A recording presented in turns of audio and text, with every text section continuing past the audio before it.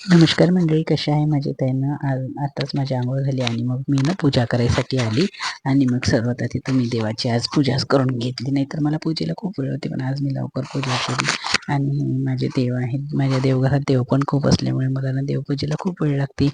गणपती, लक्ष्मी, सरस्वती, विठ्ठल रुक्माई आणि लक्ष्मीची मूर्ती पण आहे आणि लक्ष्मीनारायणाची मूर्ती आहे, लड्डू गोपाल आहेत आणि सत्यनारायण देवाचा पण फोटो आहे. या सर्वांची पूजा करता करता मला खूप वेळ लागून जातो, म्हणून मी आधीच पूजा करून घेतली आणि मग डाळ भाताचा कुकर लावायला घेतला. मग डाळ भाताचा कुकर लावला.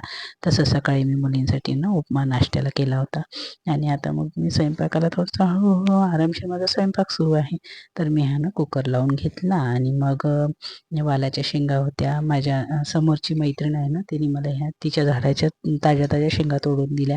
तर ह्या शेंगांची भाजी ना खूप छान लागते, म्हणून मग मी ते शेंगाची भाजीच करायला घेतली. तर याच्या आधी पण मला एकदा त्यांनी त्या शेंगा दिल्या होत्या, तर त्याची भाजी इतकी छान झाली होती ना. मिस्टरांना तर ही भाजी खूप आवडते आणि ही फ्रेश झाडाच्या तोडून दिल्यावर तर त्यांना इतकी आवडली होती ना, तर ते मला म्हटले होते की खूपच सुंदर भाजी केली म्हणून. मग मी म्हटलं आज पण आपण तीच भाजी करावं. त्या ताईंनी दिल्या शेंगा, तर मग मी म्हटलं चला हीच भाजी करा. तर मी ना ती वेळेवरच तोडायला बसली, नाही तर तसं काही असलं तर मी रात्रीच्या शेंगा वगैरे तोडून घेत असते, पण त्यांनी आता दिल्या म्हणून मग मी त्या तोडायला बसली. तर मग मला माहिती होतं स्वयंपाकाला मग वेळच लागेल एवढ्या शेंगा तोडायला वगैरे.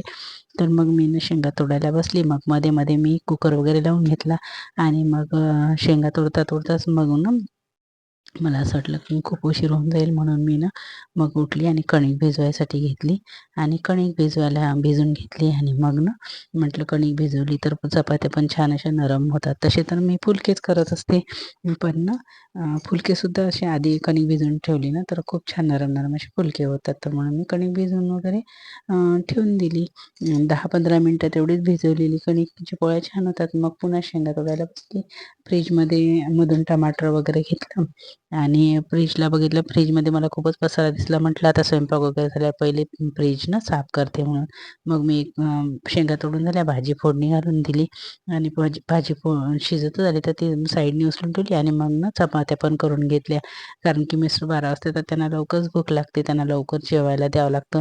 नाही दिलं तर मग त्यांना झोप लागून जाते, म्हणून आम्हाला धाकच राहतं त्यांचं. आल्या आल्या त्यांना पहिले जेवायला वाढावं लागते म्हणून.